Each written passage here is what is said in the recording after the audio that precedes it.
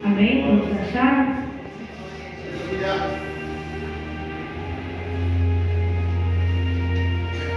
Assim diz a palavra do Senhor.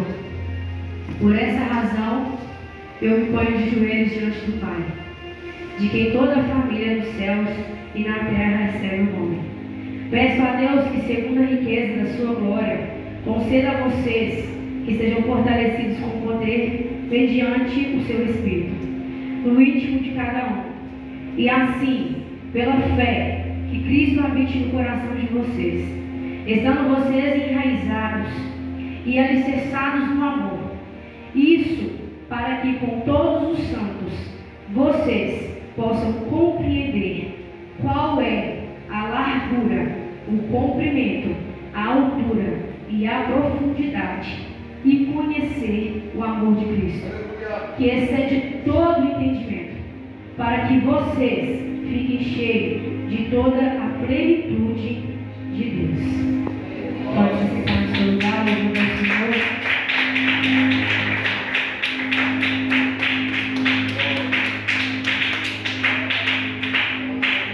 Irmãos, quando nós realizamos essa campanha na Vila Pinho, e eu me aprofundei um pouco a mais sobre essa campanha, o Senhor me levou em outro patamar. O que acontece? Paulo, quando ele fala, por essa causa me coloco de joelho, Paulo estava preso. Paulo estava numa prisão. E ele se coloca de joelho ao Senhor, perante ao Pai. Mas essa não é a primeira vez que Paulo ora por aqueles irmãos de Éfeso. Era a segunda vez. Tanto que, se nós observarmos o título, ele diz o quê? Paulo ora novamente. Porque Paulo já tinha intercedido outras vezes por aquele povo. E quando Paulo está ali naquela prisão, imagino eu que ele estaria muito chateado. Porque quando ele foi até o povo de Éfeso, ele foi em missão. Ele foi levar a palavra do Senhor para aquele povo. Por quê? Porque ele era um povo de idolatria.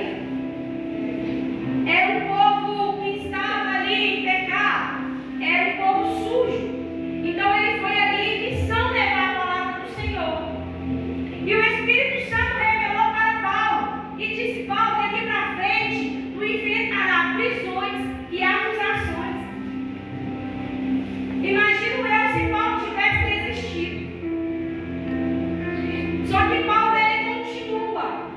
E ele, por amor a Cristo, por amor ao Evangelho, ele continua levando a palavra do Senhor. E Paulo é preso. E quando Paulo está ali naquele momento aprisionado, imagino eu, irmãos, como ser humano, Paulo poderia orar para si próprio. Porque quem estava preso era Paulo, não era o povo de Éfeso. Quem estava numa prisão era Paulo, não era o povo. E imagino eu se Paulo naquele momento bate o joelho no chão e fala: Deus, eu estou preso, me tira deste lugar, eu não mereço estar aqui, Pai. Só que Paulo, ele entendeu o propósito do Senhor na vida dele. O que muitas das vezes nós não conseguimos entender e questionamos. E aí Paulo naquela prisão, ele bate o joelho no chão, diante do Pai. Quando Paulo se ajoelha perante o Pai, ele está se humilhando para Deus. Ele está se mostrando ser humilde ali naquele momento. Porque ele se posiciona diante do Pai e ora: Pai, vai até aquele povo. Paulo ora por aquela nação. Ele não ora por uma libertação de si próprio.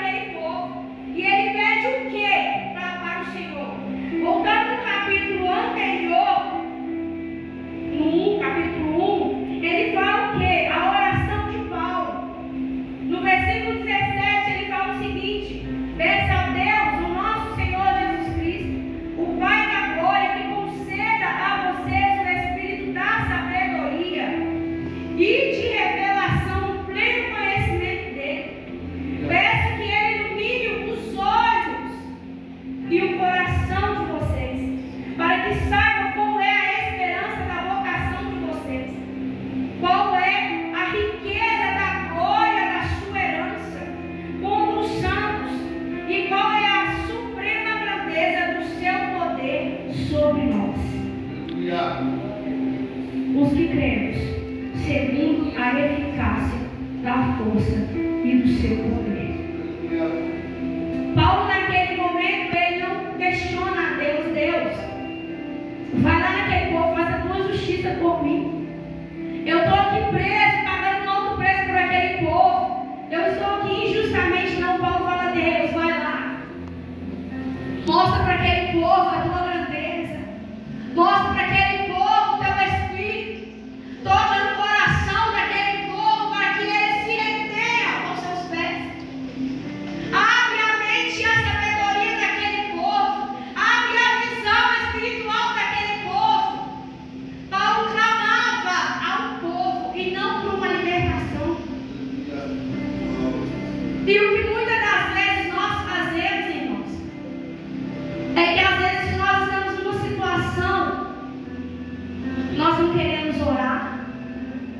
Se estamos passando prova, nós não queremos fazer a obra. Se nós estamos entristecidos, nós não queremos mais orar, não queremos falar com Deus.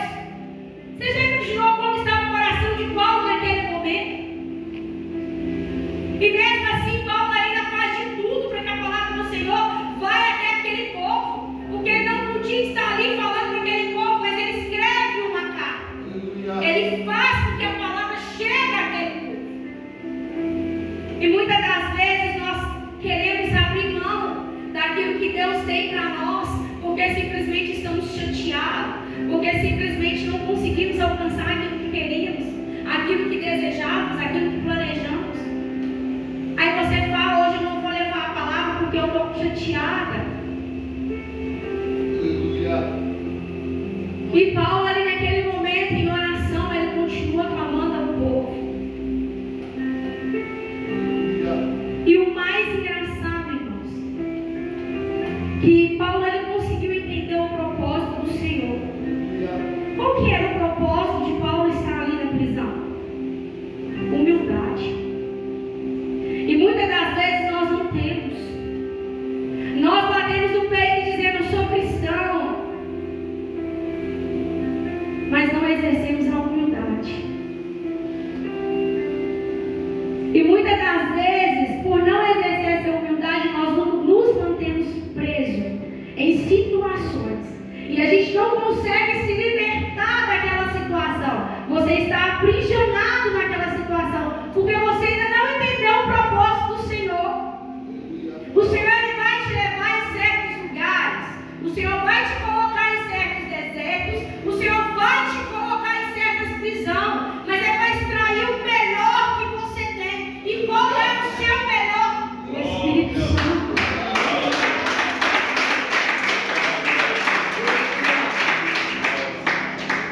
É para extrair o teu melhor. E nós não conseguimos entender.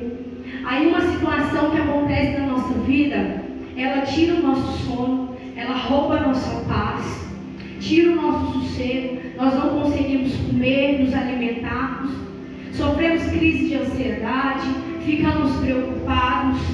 Muitas das vezes nós dizemos: eu acredito no Senhor, eu confio, mas não exercemos a fé. E aí nós ficamos aprisionados em certas situações, porque nós não conseguimos entender o que o Senhor quer tirar de nós. E quando nós conseguimos entender o propósito do Senhor, nós começamos a exercer os dons espirituais. Quando Paulo menciona aqui, que ele fala que nós temos que ter a grandeza do amor do Senhor, que nós temos que entender a profundidade do amor do Senhor. Quando Paulo menciona isso, Paulo está querendo dizer o quê? Se você tem o Espírito Santo, você tem os dons espirituais. Quais são os dons espirituais? Amor, paz, sabedoria, bondade, mansidão. E muitas das vezes certas situações que nós entramos, ou que o Senhor permite acontecer conosco, exatamente para te lembrar: olha, você tem o Espírito Santo, cuidado. Nós esquecemos.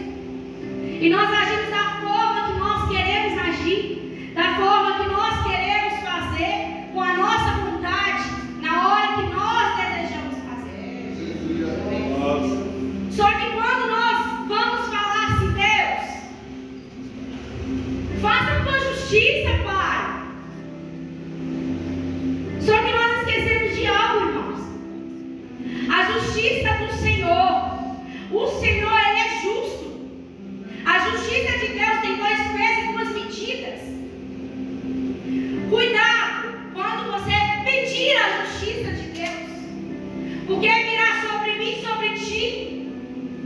justiça de Deus. E sabe que muitas das vezes acontece, irmãos, porque nós estamos achando que devido a eu ser crente, eu ser um cristão, eu ser uma missionária, porque eu trabalho na obra, porque eu louvo, porque eu adoro, porque eu tomo conta da igreja, eu tenho mais vantagens do que quem está lá fora. O Senhor me pegou muito sobre isso, porque muitas das vezes, irmão, quando alguém se levanta contra a nossa vida, nós colocamos até Deus contra a parede. Sabe por quê? A nossa oração é assim: Deus, eu sou teu servo, Pai. Eu sou temente ao Senhor. Eu sou fiel à tua casa. Eu sou dizimista fiel, Pai. Olha, fulano que se levantou contra a minha vida, Deus. Não permita, Pai, cumpra, Deus, a tua justiça. Você se colocou melhor do que ele porque você faz a obra, porque você é fiel a Deus. E quando eu perguntei para Deus, Deus, por que o Senhor está me levando essa palavra? O Senhor me dizia assim: o que você faz, eu já sei. Quem você é, eu também já sei.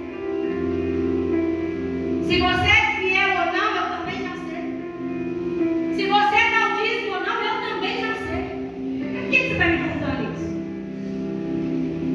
O Senhor não quer que você bate o seu joelho no chão para pedir justiça, para dizer para Ele quem é você, porque Ele te conhece. Ele sonda o teu coração, Ele te vê. Ele te vê aonde o homem não vê, é no oculto. Deus, Ele te conhece desde o ventre da tua mãe. Você não precisa falar para Ele quem é você. O que Deus está querendo te dizer nessa noite é: se é o meu servo mesmo, você pratica as minhas ordens. Qual que é as ordens do Senhor? Qual que é a palavra do Senhor para nós nessa noite? Amai o próximo acima de todas as coisas. Amai a Deus acima de todas as coisas. Amai ao próximo como a ti mesmo.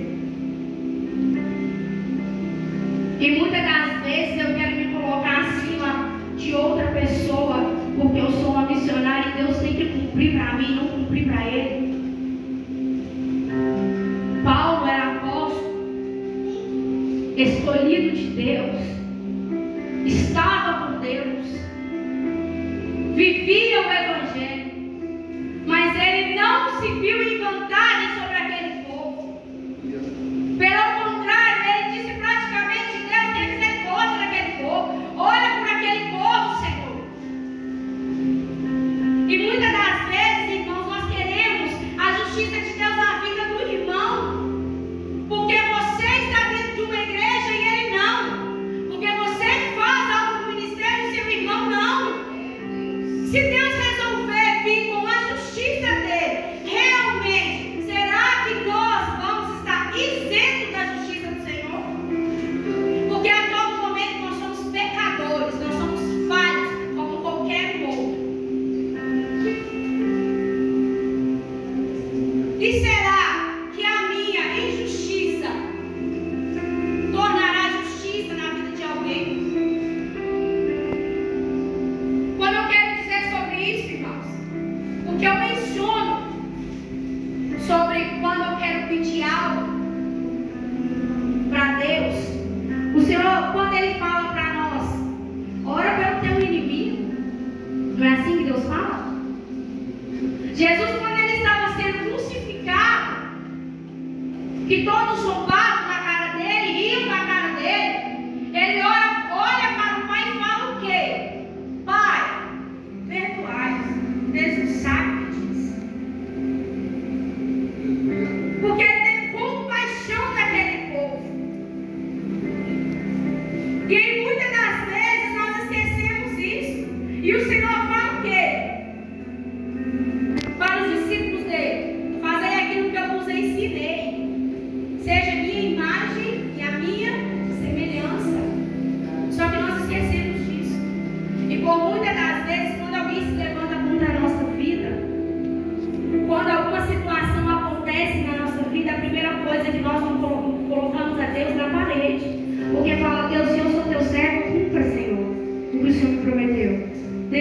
fiel na tua casa, Senhor. Faz a justiça por mim. Não é assim.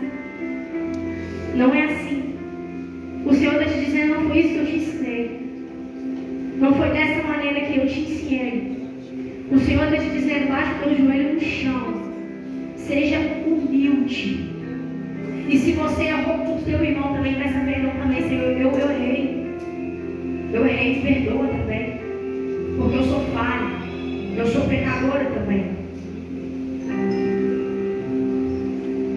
E aí quando você começar a entender a oração que você tem que fazer ao teu inimigo, aquele que se levanta contra você, ou alguma injustiça que foi até você, o Senhor atende. Sabe por quê? Porque quando você faz uma oração a Deus com o coração cheio de ira, o Senhor escuta. Quando você vai orar ao Senhor e está com o coração amargurado por aquela pessoa, deseja o mal daquela pessoa, o Senhor não está nem te ouvindo. Aí o Senhor te chama a humildade. Eu falo, irmãos, porque eu vivi isso. Eu passei por isso.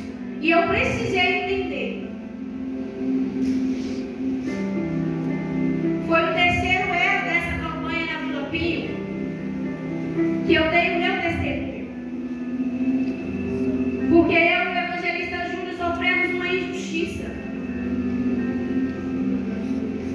E enquanto eu orava dessa forma, irmãos, o Senhor não me respondia. Ficou em silêncio. Nós tínhamos um carro. E esse carro era financiado pelo banco. E nós pagamos o seguro desse banco. O carro é um seguro que tem no banco quando, se você ficar desempregado ou vier precisar de usar o banco, ele cobre essas, no máximo, 3 parcelas. E nós pagamos tudo certinho. E ele tem um período de uso. E já estava para vencer esse seguro. E aí eu falei para o evangelista Júnior, vamos deixar as 3 prestações vencer, porque a gente precisa usar esse seguro. Só que quando nós entramos em contato com o banco falou, olha, vocês não têm direito. Eu falei, mas como não? Não, porque vocês não trabalham de carteira assinada. Para comprovar que vocês estão desempregados, vocês têm que me dar a carteira com baixa. Eu falei, moça, mas quando eu comprei o carro, eu assinei como autônomo. O seguro que eu paguei durante 1 ano e pouco, eu paguei como autônomo. Então, por que agora, na hora de receber algo que é direito meu, eu tenho que estar de carteira assinada? E contudo, irmãos, eles não liberaram e a gente ficou preocupado, porque juntou 3 prestações. No final, para início de janeiro, um movimento muito ruim. E nós começamos a questionar. Deus, por quê? É direito meu. Eu tenho direito. E aí, irmãos, como passou 30 dias, o banco entra em contato conosco. E a gente preocupado com o que ia fazer. O pessoal do banco nos diz assim, olha, temos uma proposta para vocês. Faltavam só 5 parcelas, irmão, para poder acabar de pagar o carro. O banco entra em contato conosco e diz assim, nós temos uma proposta. Vai ter um pouco de juros. Mas para facilitar para vocês pagar, nós vamos juntar essas 5 prestações e vamos parcelar de 9 vezes. Irmãos, a gente não tinha outra opção. Porque a gente precisava reduzir o valor, que era um valor muito alto, a gente não teria como pagar. Eu precisava reduzir esse valor. E aceitamos. Só que por mais 30 dias nós descobrimos que o banco usou o nosso seguro sem a nossa autorização, reparcelou de 9 vezes e pegou o nosso seguro e deu entrada nessa negociação, sem a nossa autorização. E aí, irmãos, a gente acabou aceitando, porque para a gente poder entrar em confirmação de advogado, nós estávamos sem condições de pagar o advogado. E aí apareceu para nós a Nacional G3. Fomos fazer. Colocaram uma proposta para nós, não, 30 dias a gente resolve para vocês. Irmãos,